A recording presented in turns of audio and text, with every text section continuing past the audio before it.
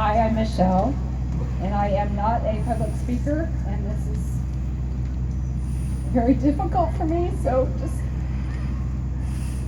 please bear with me.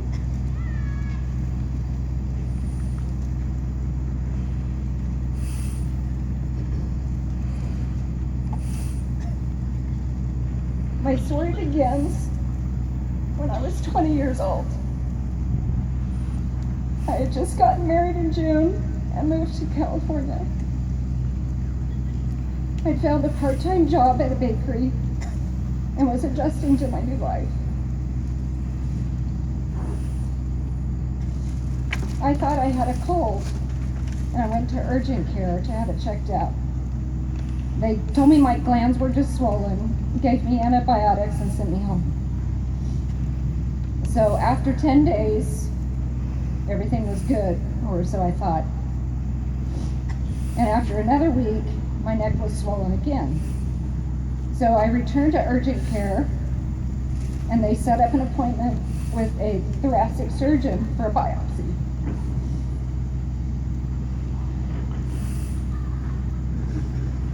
The word biopsy, I knew, meant something bad was going to happen. And up to that point, my only knowledge of cancer was seeing my grandfather fight lung and melanoma.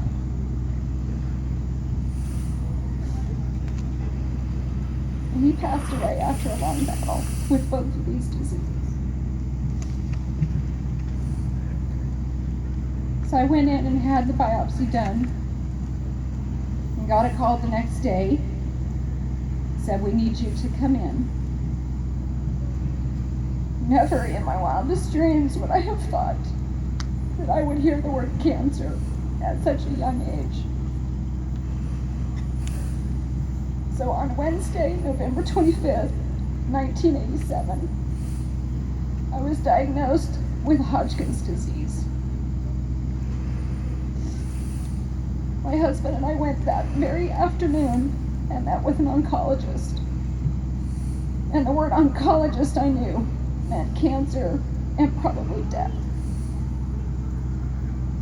But I was very surprised when I was in his office and he told me, if you can get one kind of cancer, this is the one to get.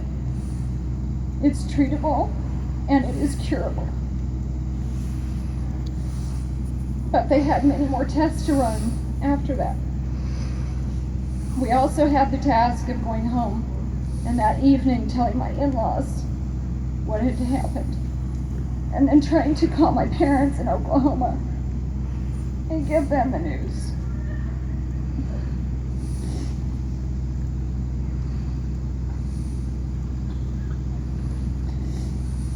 We had Thanksgiving, tried to make it a normal day, and then Friday went in for a CT scan. More blood work, and then waited for the results. The following week, I went in for a bone marrow biopsy. In the doctor's office, no anesthesia, which is very painful. I also had to have a lymphangiogram, which was hours and hours of laying on a table while they checked my veins in my legs. We were told that through the staging process, that it looked good, that it was stage 1. They also said we would like to do surgery just to double check some things internally, take pieces of your liver and some lymph nodes to test them, make sure it's not spread. So after celebrating the Christmas holidays, I went in January, had that done. They took out my spleen, my appendix, pieces of my liver, and several pieces of lymph node. Those all came back clear. So my cancer was limited to a very small area around my heart and my lungs. So at that point they said, because you're young, you're just married, you have no kids, we don't really want to put you through chemotherapy. We're just going to do radiation, and we think we can take care of it there. So that's what I did. I did 4 months of radiation, twice a week, for that 4 months. After that was over, I was given a clean bill. Everything was good, my numbers were okay, so I tried to return to life as normal. I got a new job and was just trying to be a newlywed and possibly think about in the future having a family. So before that first year was up, I found myself pregnant, and my doctors were concerned because radiation therapy can have very bad side effects on a fetus. But I was determined to go forward with the pregnancy, and I had a healthy baby girl. Life was good for that next year. Year and a half went by, I got pregnant again, had my son, went in for my routine checkup, and they said, "We're sorry to tell you, because when we blocked your heart and lungs from the damage of the radiation, there was a few cells that we had missed." At that point, the only option was surgery to try to remove the cancer, followed by 6 months of chemotherapy.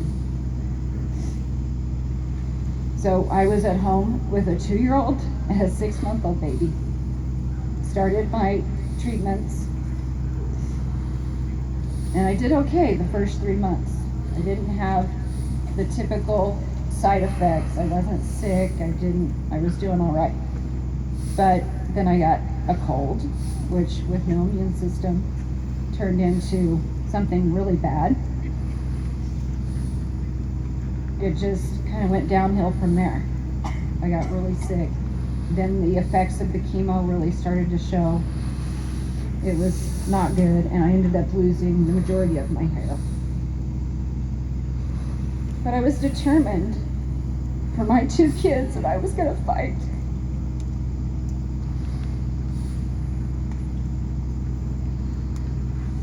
So after that, every year, without fail, I would go in and get my test done. And for every year for 28 years, they've been clean. And after you get through the first 5 years, they say you're in remission.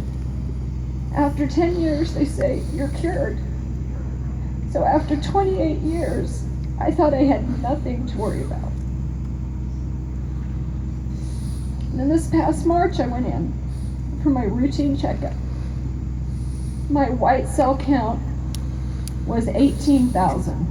The normal was 10. So my doctor said, "Well, you have something going on. It could be just a minor infection. We'll double check in a couple weeks." It was a little bit higher.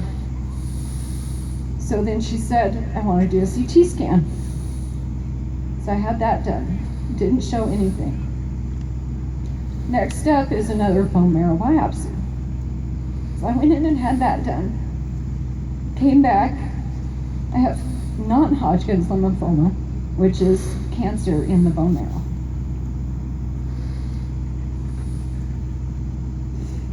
She sat me down and she said, it's okay. You're not going to die.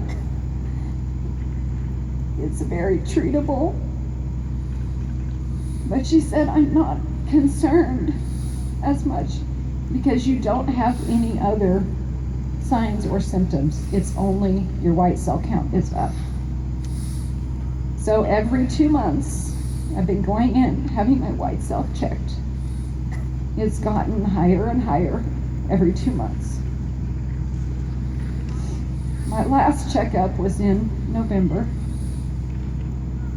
and she said it's a little bit higher, but it hasn't doubled in the 6-month period. So she said, "We're good. Come back and see me in January." So I went in January. Well, it's a little higher. So now she's getting concerned. But she said, "You still don't have any other typical symptoms or signs that go along with non-Hodgkin's. It's still only your blood work." So she said, "Come back in March. That'll be your year mark. We'll see where you're at then.